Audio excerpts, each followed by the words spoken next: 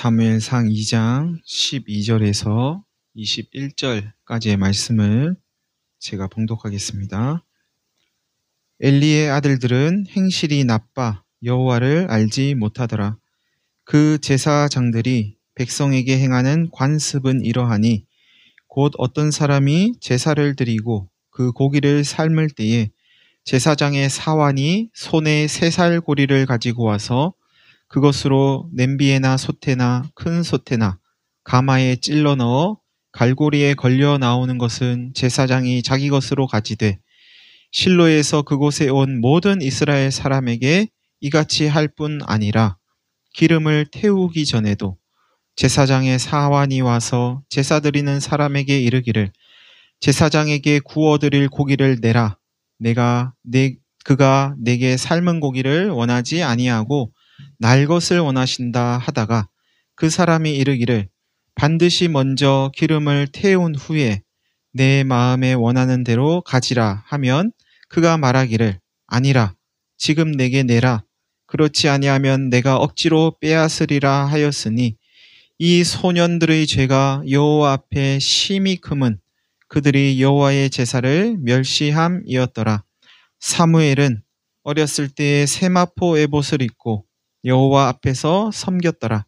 그의 어머니가 매년 드리는 제사를 드리러 그의 남편과 함께 올라갈 때마다 작은 겉옷을 지어다가 그에게 주었더니 엘리가 엘가나와 그의 아내에게 축복하여 이르되 여호와께서 이 여인으로 말미암아 내게 다른 후사를 주사 이가 여호와께 간구하여 얻어 바친 아들을 대신하게 하시기를 원하노라 하였더니 그들이 자기 집으로 돌아가매 여호와께서 한나를 돌보시사 그로 하여금 임신하여 3 아들과 2 딸을 낳게 하셨고 아이 사무엘은 여호와 앞에서 자라니라. 아멘.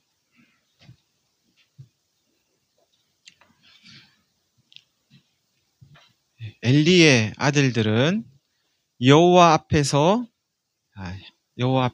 아니고요. 엘리의 아들들은 행실이 나빠서 여호와를 알지 못했다 하면서 오늘 본문이 시작합니다. 엘리는 당시의 제사장입니다. 제사장은 성막과 성막에 있는 각종 기구들을 관리하는 일을 했습니다. 일주일에 한 번씩 떡상에 떡을 올리고 등잔대에 불이 꺼지지 않게 매일 불을 밝히고 아침 저녁으로 번제를 드렸습니다. 기구들이 쓰다 보면 망가질 수도 있잖아요. 그러면 그걸 수리하기도 하고 천이 찢어지면 천을 깁기도 하고 또 수리하기가 어려우면 바꾸기도 하고 교환도 하고 그러면서 성막을 돌봤습니다. 그들이 성막을 돌본 건 하나님께서 성막을 관리하고 돌보는 일을 제사장과 레위 지파에게 맡겼기 때문입니다. 성막이 하나님과 백성들이 만나는 장소라고 여겼기 때문입니다. 성막에 하나님이 임재하신다고 믿었기 때문입니다. 또한 제사장들은 백성들이 하나님께 제사 드리는 것을 도왔습니다. 이런 일을 하는 제사장은 대물림 됐습니다. 하나님께서 이스라엘의 레위 지파에게만 이 일을 맡겼기 때문입니다. 다시 말해 아버지가 제사장이면 그 아들에게 특별한 문제가 없는 한 자동으로 아들은 제사장이 됐습니다. 그렇게 제사장이 된 엘리의 아들들이 행실이 나빠서 여호와를 알지 못했답니다. 여러분, 행실이 나쁜 거하고 여호와 하나님을 알지 못하는 거하고 상관이 있나요? 행실이 나쁜 사람, 뭐가 행실이 나쁜 건가? 그건 일단 놔두고요. 아무튼 행실이 나쁜 사람은 모두 다 하나님을 알지 못해서 그럴까요? 그렇게 말할 수 있을까요? 반대로 하나님을 알면 모두 행실이 좋을까요? 행실이 좋은 사람은 모두 다 하나님을 알아서 그럴까요? 아무튼 오늘 본문은 제사장인 엘리의 아들들이 행실이 나빴다 하면서 그들의 행실 나쁜 것이 하나님 알지 못하는 거하고 상관이 있다고 말씀하고 있습니다. 그런데 여러분, 엘리의 아들들의 직업이 뭐라고요? 제사장입니다. 제사장. 제사장의 아들로 태어나서 성막에서 자라면서 제사장인 아버지에게 제사장 수업을 받았을 겁니다. 성막의 기원과 이 성막이 세워진 이유에 대해서 들었을 겁니다. 우리 조상들이 애굽의 노예 생활에서 해방되어 하나님의 인도를 받던 중 하나님께서 성막을 지으라고 하셨단다. 성막은 하나님께서 임재하시는 장소고 하나님이 우리와 동행하시는 표징이란다. 성막 이곳저곳을 둘러보면서 성막이 이렇게 생겼구나. 성막의 재료가 이런 것들이구나. 성막이 무엇으로 만들어졌는지 눈으로 보기도 하고 손으로 좀 만져보기도 하고 이거 금이네, 천이네, 염소털이네 만져보기도 하고 냄새도 맡아보고 오감으로 성막에 대해서 배웠을 겁니다. 성막의 기구들이 의미하는 바가 무엇인지, 성막에서 제사장은 어떤 일을 해야 하는지, 백성들이 가져오는 제물은 어떻게 다루어야 하는지, 성막의 이론인 율법과 성막의 실제를 균형 잡히게 보고 또 보고 듣고 또 들으면서 배웠을 겁니다. 하루 이틀, 한 해, 두 해 배운 게 아니었을 거예요. 율법에는 제사장의 직무를 수행하는 나이가 30세 혹은 25세 이렇게 기록되어 있습니다. 지금 엘리의 이 아들들 제사장이 나이가 몇 살인지는 본문이 알려주지 않지만 그들이 제사장의 직을 수행할 정도가 되었다라고 하면 최소한 20년 이상은 배웠을 겁니다. 거기서 자라고 거기가 놀이터이고 그렇죠? 그러면서 거기서 듣고 보고 하면서 배웠을 거예요. 그런 엘리의 아들 제사장이 하나님을 알지 못했다 하는 소리가 여러분에게는 어떻게 들리십니까? 목사가 하나님을 알지 못했다. 장로가, 권사가, 집사가 하나님을 알지 못했다. 예수를 20년 믿은 그리스도인 성도가 하나님을 알지 못했다. 교회를 20년 출석한 어떤 교인이 하나님을 알지 못했다. 그럴 수 있나요? 가능한가요? 그런 일은 있을 수 없습니다. 어떻게 그런 일이 있을 수 있어요? 라고 말하고 싶지만 그렇게 말하기가 어려울 것 같습니다. 목사도 장로도 직분자도 교회를 20년, 30년 출석했어도 하나님을 모를 수 있다는 걸, 하나님 모르고도 얼마든지 그렇게 예배당을 출입할 수 있다는 것을 인정할 수밖에 없을 것 같습니다. 오늘 저와 여러분은 하나님을 잘 알고 있습니까? 이어지는 본문은 하나님을 알지 못하는 이 엘리의 아들들이 구체적으로 어떤 일을 했는가, 그들이 행한 그 나쁜 행실이 구체적으로 어떤 건가 예를 들어서 알려줍니다. 엘리의 아들 제사장이 백성들에게 행하는 관습이 이랬답니다. 그 관습이니까 이게 어쩌다 한번 그런 게 아니고 반복한 거죠. 이제 몸에 배인 거죠. 이게 습관이 되고 몸에 배이고 늘 그랬다는 거예요. 어떻게 했는가 하면 어떤 사람이 하나님께 제사를 드리고 나서 고기를 삶아요. 고기를 삶는 거는 이제 자기도 먹고 제사장에게도 주기 위해서 삶는 건데, 그러면 제사장의 사환이, 제사장의 이제 종이 있는 겁니다. 시중 드는 수발 드는 그 사환이 손에 새살고리를 가지고 와가지고 그것으로 삶는 통이 냄비일 수도 있고 솥일 수도 있고 큰 가마일 수도 있고 어디든지 간에 그럼 그걸로 툭 찔러가지고 거기에서 건져 나오는 걸 제사장 몫으로 가져갔답니다. 원래는 그렇게 하는 게 아니고 백성이 제사 드리고 나서 제사에 따라서 이제 제사장에게 드려야 할 몫이 있으면 삶아가지고 제사장에게 그걸 본인이 골라서 제사 드린 사람이 골라서 제사장에게 갖다 줘야 되는 건데 이제 제사장이 종을 시켜가지고 가져와라 했다는 거죠. 그러면 찍어가지고 가져갔다는 거예요. 말이 이거 찍어가지고 나오는 걸 가져갔다고 하지만 그죠? 가져가고 싶은 걸 찍지 않았겠어요? 여기 맛있게 보이네. 뭐 뚜껑을 열고 찍었을 거 아니에요. 다 보이는데 이거 맛있게 보이네. 요 놈이네. 이러면서 찍어서 가져갔겠죠. 가지고 가고 싶은 걸. 그렇게 했을 겁니다. 그런데 엘리의 아들들은 수발드는 이 사환들을 시켜가지고 이제 주는 걸 받지 않고 뺐다시피 한 겁니다.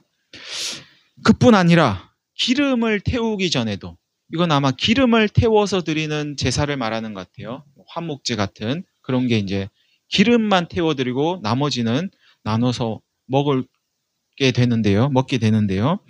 즉 하나님께 제사를 드리기 전에도 제사장의 사환이 와가지고 제사 드리는 사람에게 이렇게 말했다는 겁니다. 제사장에게 구워드릴 고기를 내놓으시오. 제사장님이 삶은 고기를 원하지 않고 날 것을 원하시오. 날 걸 달라는 거예요. 육회를 먹으려고 그랬는가 싶기도 한데 불에 구워 먹으려고 그랬답니다. 제사장들은 주로 삶아서 고기를 먹었던 것 같아요. 레위기 8장에 기록된 그 제사장 위임식 규례가 있는데요. 거기에 보면 위임식이 이제 7일 동안 진행이 되는데 그 7일 동안 이 제사장들은 고기를 삶아서 먹습니다. 삶아서. 그러면 제사장은 삶아서만 먹었을까? 그렇진 않은 것 같아요. 관습적으로 아마 그 제사장 위임식 이후에는 삶아서 주로 먹지 않았을까 싶긴 한데 6월절 규례를 보면 6월절 때 잡는 양은 삶지 말고 하나님이 구워서 먹으라 그러거든요. 그건 또 불에 구워서 먹어요. 그러니까 그럴 때는 구워서 먹었겠죠. 그러니까 꼭 삶아서 먹어야 되는 건 아니었을 수 있는데 아무튼 대체로 삶아서 먹었던 것 같고 구워서도 먹을 수 있었지 않았을까 싶어요. 이걸 뭐 어떻게 먹느냐가 중요한 게 아니고 강제로 뺏어가서 먹고 하나님께 드리기 전에 가져갔다는 게 중요한 거죠. 하나님께 드리지도 않았는데 원래 다 하나님께 드리고 기름을 태우고 나서 그 다음에 남은 거 중에 제사 드리는 사람이 제사장에게 갖다 주는 거 그거 먹는 건데 그 전에 가가지고 뺐다시피 해가지고 가져갔다는 겁니다. 뭐 구워서 먹고 싶기도 했을 것 같아요. 이게 고기를 소 잡아가지고 하나님께 태워서 드리잖아요. 냄새가 좀 좋았겠습니까? 여러분 어떤 고기가 더 맛있으세요? 구워 먹는 고기, 삶은 고기. 또 물에 빠진 고기 안 드시는 분도 계시죠. 맛없다고. 그러니까 틀림없이 구운 고기가 삶은 고기보다 더 맛있는 건 사실인 것 같은데. 아무튼 그걸 먹고 싶었나 봐요. 제사장도.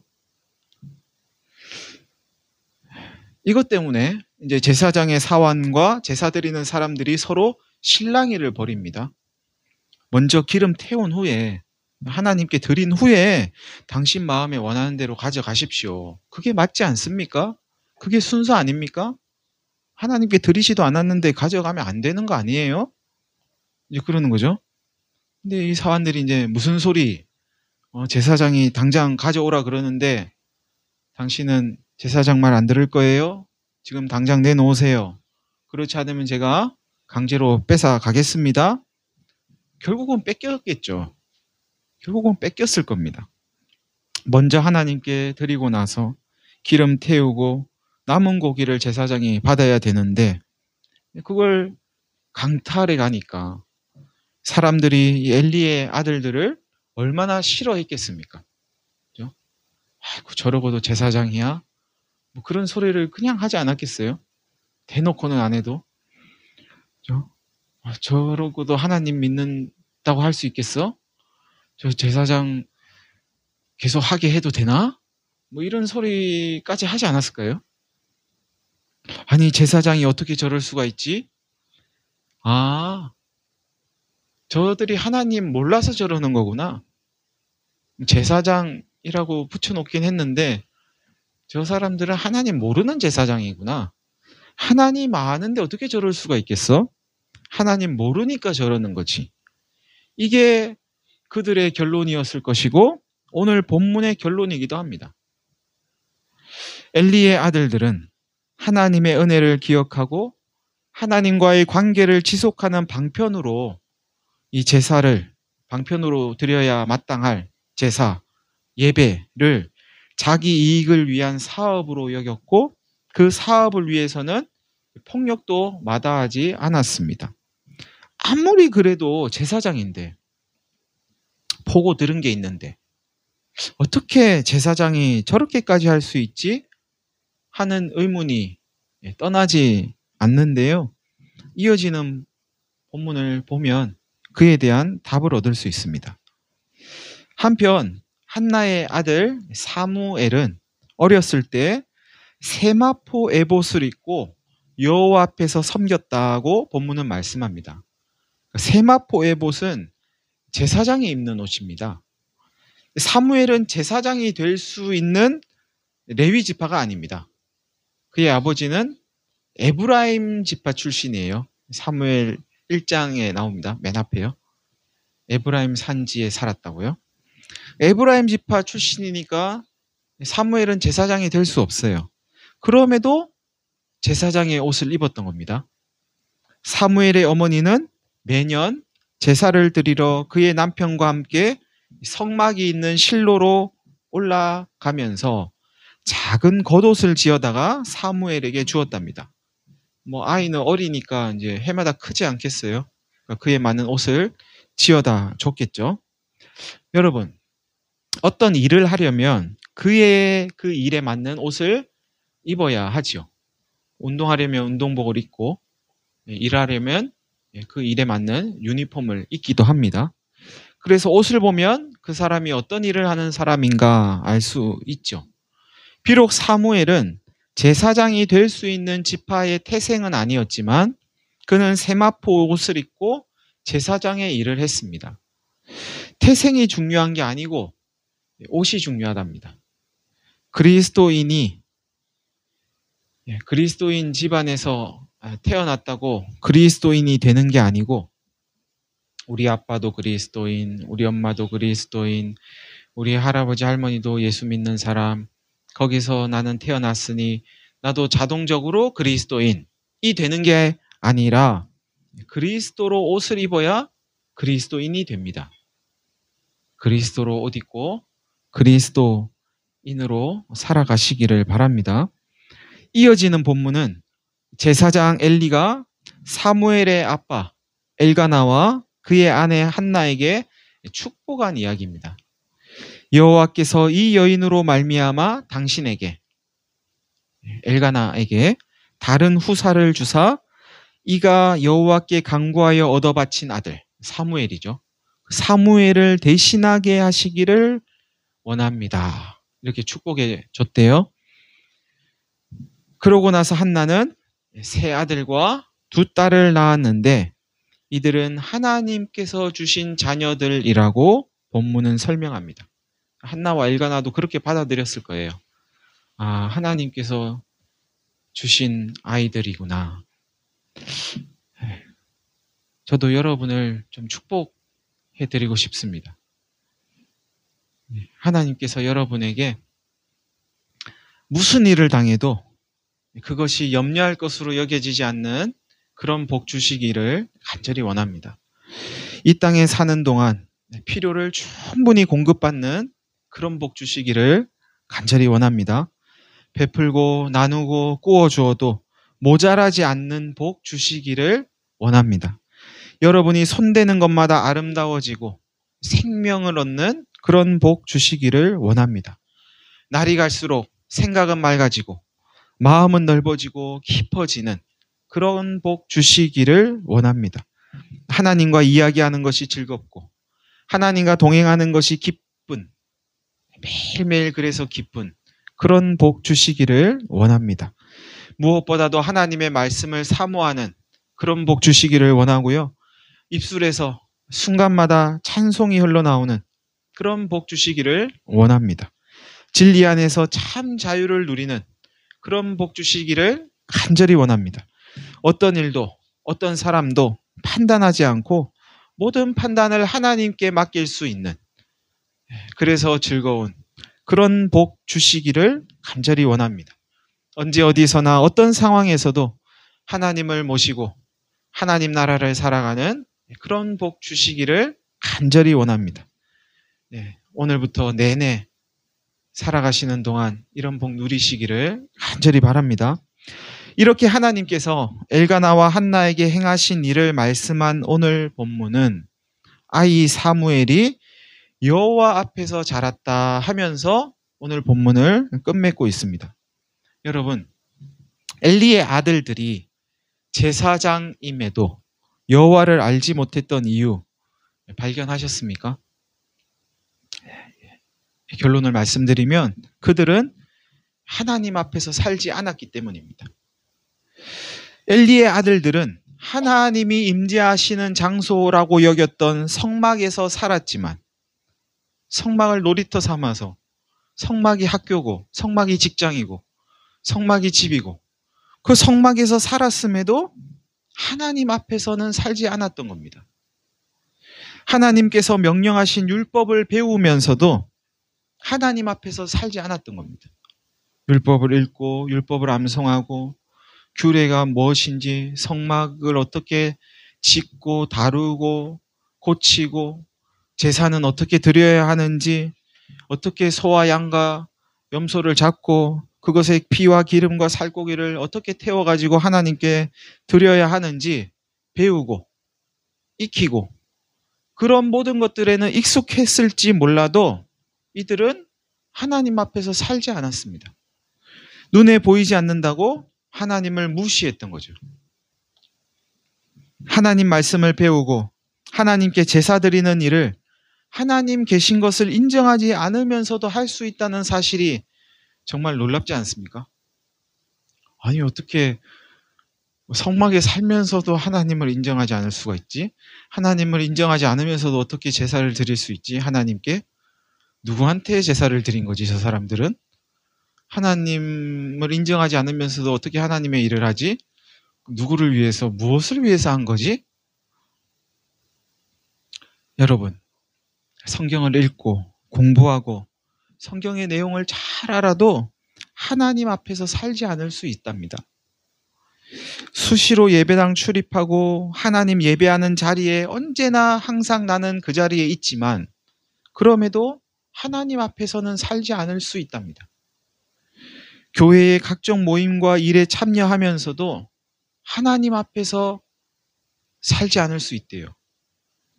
몸으로, 시간으로, 물질로 헌신하면서도 하나님 앞에서 그것을 하지 않을 수 있답니다. 하긴 하는데 하나님 앞에서 하지 않는 거예요. 하나님 때문에 하지 않는 겁니다. 다른 데 이유가 있는 거죠, 그럼. 누가 보더라도 하나님의 일을 하는 것이 분명한 것 같은데 하나님 앞에서 살지 않을 수도 있다니. 정말 놀랍지 않습니까? 여러분, 하나님 앞에서 살아가는 것이 믿음입니다. 보이지 않고 손에 잡히지도 않는 하나님이 내 앞에 계신다 하는 걸 인정하고 살아가는 것이 믿음입니다. 하나님을 믿는다는 건 보이지 않는 하나님, 분명히 보이진 않아요. 보이지 않지만 내 앞에 하나님이 계신다고 내가 인정할 건가? 인정하지 않을 건가? 보이지 않으니까. 보이지 않는데 어떻게 인정하지? 보이지 않는데 인정하는 거 가식 아니야? 그럴 수도 있겠죠. 보이지 않는데 정말 믿어져서 믿는 거는 믿음이고 안 믿어지는데 척하는 거는 뭐 가식일 수도 있겠죠. 보이지 않으니까 없다고 할 건가 하나님이? 보이지 않지만 분명히 계신다고 나는 믿어지니 믿을 것인가? 하나님 믿는 건 이 싸움입니다. 이 싸움에서 승리할 때 우리는 그 불완전해 보이고 불안전해 보이는, 불안전해 보이고 불완전해 보이는 믿음이 가져다주는 안정감을 누릴 수 있습니다. 보이는 게 분명한 건가? 안 보이는 게 더 분명한 건가? 예. 여러분 어떠세요? 보이는 게 분명하죠? 안 보이는 게 분명하세요? 요즘도 코로나 걸리더라고요. 코로나 바이러스를 한 번도 본 적이 없는데, 그죠? 분명히 있어요. 있잖아요? 보이는 게 분명한가? 안 보이는 게 분명한가? 보이는 걸 잘못 볼 수도 있죠. 하나님을 믿는다는 게 굉장히 불안한 일일 수 있습니다. 안 보이니까, 잡히지 않으니까. 아니, 보이지도 않는 하나님을 어떻게 믿지? 그런데 그 보이지 않는 하나님이 믿어지기 시작하면 어느덧 불안은 사라지고 마음의 평안이 깃들고 담대함이 생깁니다. 내가 하나님 앞에 살면서 안정감을 누렸던 한 사람의 고백을 한번 들어보시기 바랍니다. 내가 여호와를 항상 내 앞에 모심이요. 저 멀리 계신 여호와를 내 앞으로 이렇게 하나님 여기 오세요 하고 모셨다는 게 아니고요. 이미 하나님 내 앞에 계시는데 그걸 늘 인정했다는 뜻입니다. 하나님 제 앞에 계시지요? 하나님 여기 계시죠? 하나님 여기도 계시지요? 이렇게 인정했다는 거예요. 그걸 이렇게 표현한 겁니다. 항상 내 앞에 모심이요. 그가 나의 오른쪽에 계심으로 내가 흔들리지 아니하리로다. 이러므로 나의 마음이 기쁘고 나의 영도 즐거워하며 내 육체도 안전히 살리니 이는 주께서 내 영혼을 수월에 버리지 아니하시며 주의 거룩한 자를 멸망시키지 않으실 것임이니이다. 주께서 생명의 길을 내게 보이시리니 주 앞에는 충만한 기쁨이 있고 주의 오른쪽에는 영원한 즐거움이 있나이다. 세상에는 두 종류의 사람이 있습니다. 보이지 않기에 하나님이 없다 하는 사람들이 있습니다. 이 사람들은 보이는 걸 천부로 여기고 보이는 걸 쫓아서 보이는 걸 가지려고 하는 자기의 욕망을 따라서 살아갑니다. 엘리의 아들들은 하나님 집에서 하나님의 일을 하는 제사장이었음에도 하나님을 알지 못했기에, 하나님 계신 것을 인정하지 않았기에 보이는 것을 쫓아가는 그 길을 걸어갑니다. 그래서 더 좋아 보이는 고기, 그거 가지려고 하는 거죠. 반면 보이지 않지만 하나님이 계신다고 믿는 사람들이 있습니다. 하나님 계신 게 믿어지는 사람들이 있습니다. 이 사람들은 보이는 게 전부가 아니라 믿기 때문에, 보이는 게 전부가 아니라고 믿기 때문에 그 보이는 것 가지려고 하는 욕망을 쫓아서 살아가지 않습니다. 그 욕망을 절제합니다. 사무엘은 제사장의 혈통이 아니었음에도 하나님 앞에서 살았기에 하나님을 점점 알아가게 되는 그 길을 가게 됩니다. 사랑하는 성도 여러분, 우리 앞에 계신 하나님을 날마다 순간마다 인정하셔서 흔들림 없이 기쁨 가운데 믿음의 길을 걸어가는 저와 여러분이 되시기를 간절히 바랍니다. 우리 다 같이 한 1분 정도 기도하겠습니다.